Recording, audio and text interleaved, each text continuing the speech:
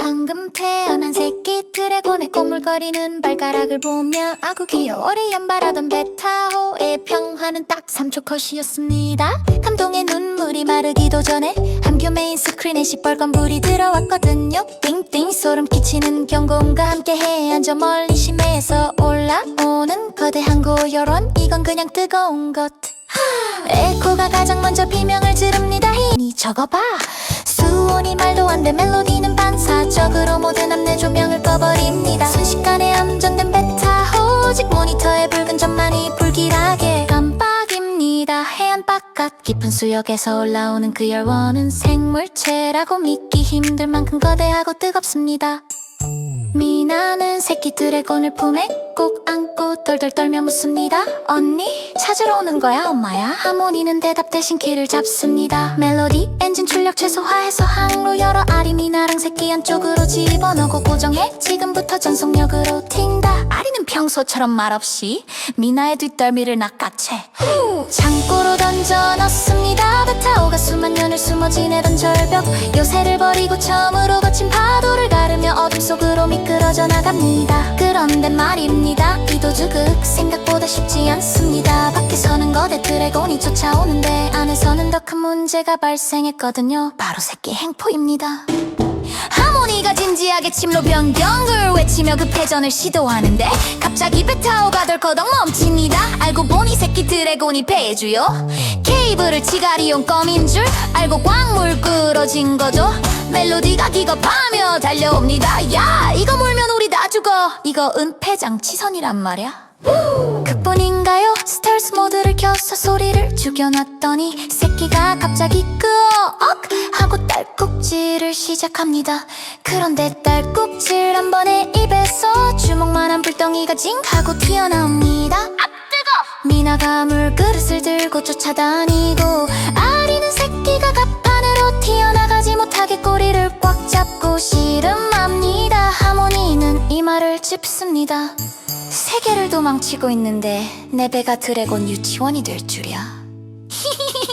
시계를 첫 번째 목격담 나 용 봤어. 전설의 시작 베타오가 폭풍우를 뚫고 어느 5,000마일 해역을 스쳐 지나갑니다. 자욱한 해무 사이로 베타오의 긴 선체와 갑판 틈새로 고개를 내밀고 불꽃 딸꾹질을 하는 새끼의 모습이 아주 잠깐 노출됩니다. 다음날 그 마을 주막은 난리가 납니다. 내 눈으로 똑똑히 바탕깨 바다 위를 달리는 강철 섬 위에서 어린 불의 신이 춤을 추고 있더라고. 누군가는 그걸 바다뱀이라 하고 누군가는 강림한 천사라고 우깁니다. 진실은 도망 중인 고생하는 육아팀이지만 사람들의 입을 거치며 이건 인류 최초의 용신화로 기록되기 시작합니다. 베타호가 폭풍우를 뚫고 어느 어촌마을 해역을 스쳐 지나갑니다. 자욱한 해무 사이로 베타호의 긴 선체와 갑판 틈새로 고개를 내밀고 불꽃 딸꾹질을 하는 새끼의 모습이 아주 잠깐 노출됩니다. 다음날 그 마을 주막은 난리가 납니다. 내 눈으로 똑똑히 바탕깨 바다 위를 달리는 강철 섬 위에서 어린 불의 신이 춤을 추고 있더라고. 누군가는 그걸 바다뱀이라 하고 누군가는 강림한 천사라고 우깁니다. 진실은 도망 중인 고생하는 육아 들리지만 사람들의 입을 거치며 이건 인류 최초의 용신화로 기록되기 시작합니다. 해무가 짙은 동쪽 해역 베타오는 몸을 최대한 낮추고 수면을 스치듯 달립니다. 새끼는 신이 나서 자꾸만 밖으로 나가려 하죠. 미나 얘 받아줘 하나 바스름 시켜주면 안 돼. 멜로디 미쳤어? 지나가는 순간 엄마 드래곤한테 찍어주는 꼴이라고 문 닫아. 아리는 새끼의 뒷덜미를 잡고 하모니는 레이더에 잡히는 엄마 드래곤의 거대한 혈원을 보며 입술을 져. 하지만 멀리서 본 너부들에겐 그저 바다를 지배하는 거대한 영험 있는 모습으로 보일 뿐입니다. 엄마의 추적을 피하기 위해 베타오는 좁은 강악으로 숨어듭니다. 민물에 들어오자 새끼의 비늘이 옥빛으로 더 반짝입니다. 에코가 제일 고생입니다. 얘는 외물만 보면 만장에 물비늘 다 튀어서 은폐장치 고장나겠어. 에코가 수건을 들고 쫓아다니며 새끼를 말리려 하지만 새끼는 보트 위를 뛰어다니며 물불어라를 이르입니다. 근처 농부 저를 올립니다. 수로가 끊겨 육지 은폐 구간으로 들어서자 상황이 역전갑니다. 건조한 열기에 새끼가 축 처져 짜증을 부립니다. 소리를 지르며 불을 뿜어대자 배 타오 내부 온도가 설짓도를 육박합니다. 미나는 부채질해주느라 바쁘고 멜로디는 튀어오르는 열 흔적을 지우느라 머리를 쥐어뜯습니다. 하모니의 표정은 점점 해탈의 경지에 이릅니다. 이래서 내가 바다에서 안 나오려고 했던 거야. 현지인들은 지평선 넘어 일렁이는 열기를 보며 불타는 용의 전설을 적어 내려갑니다. 높은 산맥을 넘을 때 새끼가 처음으로 날개를 제대로 펼치려 합니다. 아직 날지도 못하면서 자꾸만 절벽 끝으로 뛰어내리려 하죠. 미나 날고 싶나봐. 열어줘. 알이 떨어지고 싶은 거겠지. 잡아. 아리가 새끼를 붙잡고 씨름하는 사이 구름 사이로 잠깐 비친 그 모습은 상간마을 사람들의 벼락과 함께 나타나는 산신령용으로 각인됩니다. 거우지구를 한 바퀴 돌아 다시 출발지로 돌아왔습니다. 이제 다 돌렸겠지. 멜로디가 안도의 한숨을 내쉬며 커피를 한 잔 마시려는 순간 땡땡땡 경고음이 이전보다 2배는 더 크게 울립니다. 어미의 요원이 배 타오 바로 밑 지점까지 육박해 있었습니다. 사실 어미는 다 돌려진 게 아니라 새끼가 흘리고 다닌 녹빛 비늘과 불꽃 달꼭질 흔적을 차근차근 밟으며 계속 쫓아오고 있었던 겁니다. 하모니가 길을 꽉 잡으며 소리칩니다. 모두 꽉 잡아. 진짜 주인이 문 앞까지 왔다. 타오 바로 밑바닥에서 거대한 그림자가 해수면을 뚫고 솟구치려 합니다. 미나의 품 안에서 새끼 드래곤이 처음으로 장난기 없는 아주 깊고 울림 있는 소리로 울부짖습니다. 여러분, 만약 당신이 세상에서 가장 무서운 엄마로부터 도망쳐야 한다면 어떻게 하시겠습니까? 그런데 그 엄마가 거대한 드래곤이고 당신 품에는 그 엄마의 소중한 새끼가 들려있다면요, 그냥 튀는 건 자살 행위입니다. 그래서 우리 베타오 팀은 인류 역사상 가장 황당한 계획을 세웁니다. 바로 이 아기 드래곤을 용이 아닌 거성어 성형수술시켜서 탈출하는 거죠. 불에는 깃털을 붙이고 몸에는 해초를 감고 심지어 뇌파까지 조작합니다. 전 세계 용신화의 시작이 사실은 이 눈물겨운 위장 도주 극이었다는 사실. 오늘 그 디테일한 현장을 현미경급으로 파헤쳐 드립니다. 베타호 내부의 공기공간 순식간에 영하로 떨어진 것 같습니다. 함교 메인 스크린에 든 붉은 점은 단순한 열 신호가 아니었습니다. 그것은 거대한 분노였고 잃어버린 아이를 찾는 집요한 집념이었죠. 에코가 떨리는 목소리로 수치를 읽습니다. 수온 상승폭이 미쳤어. 이건 생물체라고 보기엔 너무 뜨거워. 하모니여 어떡해. 멜로디는 반사적으로 함내 모든 빛을 차단합니다. 모두 조용히 해. 소리빛 열 전부 죽인다. 미나는 새끼 드래곤의 품에 꼭 안고 구석으로 파고듭니다. 찾으러 오는 거야. 엄마가 화난 거야. 하모니는 대답 대신 조종간을 꽉 잡습니다. 찾으러 오는 거라면 차라리 다행이지. 저건 지금 청소하러 오는 거야. 우리 베타오를 흔적도 없이 지워버리겠지. 하지만 베타호에는 12년 경력의 관측팀이 있습니다. 그냥 죽어줄 순 없죠. 아리는 이미 도망칠 루트를 계산하며 짐을 챙깁니다. 하모니가 나지막히 명령합니다. 엔진 켜지마. 조를 타고 흐른다. 지금부터 이 녀석은 용이 아니다. 우리가 정하는 무언가로 다시 태어날 거야. 타오는 숨어있던 절벽 요새를 버리고 파도 소리에 엔진음을 묻은 채 어둠 속으로 미끄러져 나갑니다.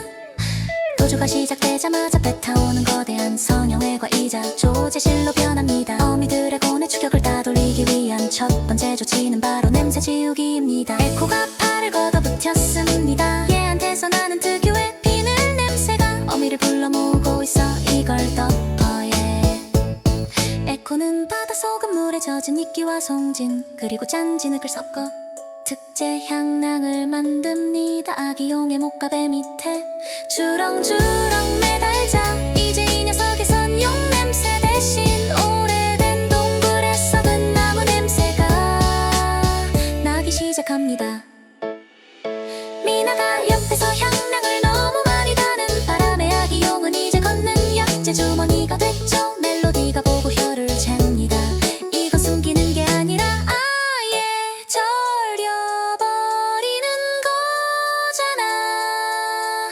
번째는 미나입니다. 멜로디의 전문 분야죠. 어미는 눈보다 열쇠 서로 아이를 찾습니다. 멜로디는 베타오 내부의 열배 출구 인위적으로 돌판을 깔고 정반대 방향인 한미 쪽에는 김이 모락모락 나는 고깃국 더미를 놔둡니다. 이제 어미 눈에는 우리 배 안에 열점이 5개로 보일 거야. 어느 게 자기 새끼인지 헷갈리겠지. 하모니는 모니터를 보며 헛웃음을 짓습니다. 쫄지에 애가 다섯인 배가 됐군. 가장 악과는 입니다. 비늘을 떼어낼 순 없으니 덧칠하자. 미나의 제안에 팀원들이 매달립니다. 번쩍이는 옷빛 비늘에는 진흙과 춧가루를 발라 광을 죽였습니다. 가장 웃긴 건 등줄기입니다. 에코가 수집한 바다새의 손걸바. 마른 불을 엮어 등과 날개 쪽에 붙이자. 멀리서 보면 이건 용이 아니라 물에 젖어 털이 삐죽삐죽 솟은 거대 개상한 새처럼 보입니다. 아리가 한마디 합니다. 용이 아니라 떠내려온 새둥지 같다. 지구 한 바퀴를 돌아 다시 원래의 해역으로 돌아온 베타호. 모두가 녹초가 되었습니다. 아기용은 이제 제법 잘했고 위장용 깃털과 해초는 몸의 일부처럼 엉망진창이 되어버렸습니다. 하지만 그 엉망인 모습이 이제 밉지 않습니다. 하모니도 멜로디도 심지어 무뚝뚝한 아리도 이 냄새나는 약재 주머니 같은 새끼에게 정이 들어버렸거든요. 이제 다 따돌렸겠지. 멜로디가 안도의 한숨을 내쉬며 모니터를 봅니다. 하지만 그 순간 경고등이 다시 켜집니다. 어미는 속지 않았습니다. 전 세계에 뿌려진 미장된 전설들을 하나하나 추적하며 가장 용납지 않은 냄새가 나는 이 베타오를 끝까지 쫓아온 것입니다. 해수면이 갈라지며 거대한 어미 드래곤의 머리가 베타오 바로 앞에 솟구쳤니다. 위험 있는 비늘 태양보다 밝은 눈동자. 어미는 베타오를 공격하는 대신 가만히 코를 들이밀어 배 전체에 맘습니다. 위장용 향락 냄새 흙가루 냄새 그리고 멜로디의 교란 내파가 어지럽게 섞여 있습니다. 어미는 고개를 갸웃합니다. 분명 내 새끼 냄새는 아닌데. 이 안에서 나는 어설픈 깃털 냄새 너머로 아주 익숙한 박동이 들려오기 때문입니다. 미나는 새끼를 꽉 안고 눈을 감습니다.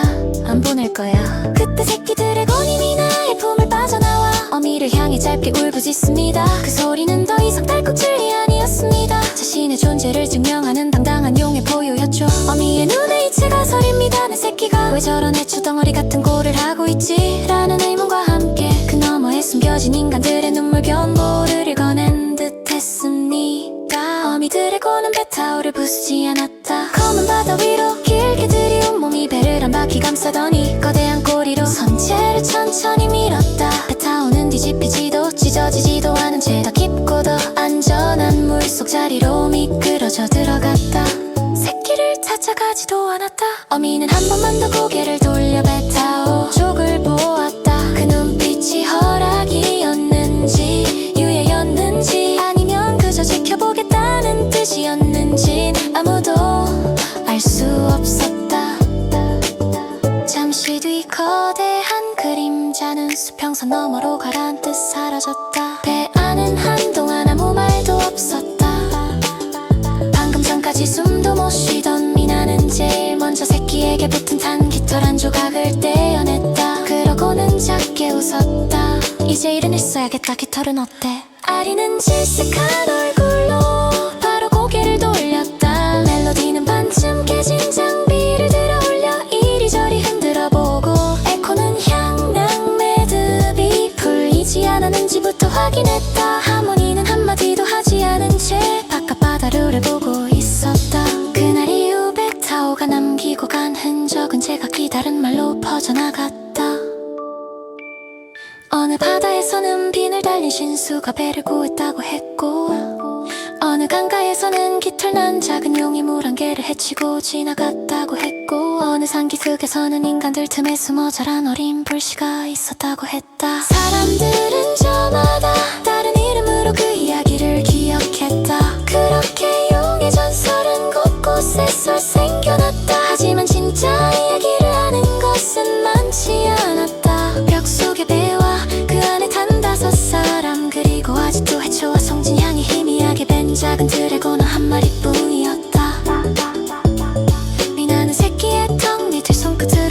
안아주며 아주 작게 말했다. 너 때문에 난리였어. 작은 드래곤은 눈을 가늘게 감고 미나 쪽으로 더 붙었다. 밖에서는 파도가 아무 일도 없었다는 듯 선체를 두드렸다.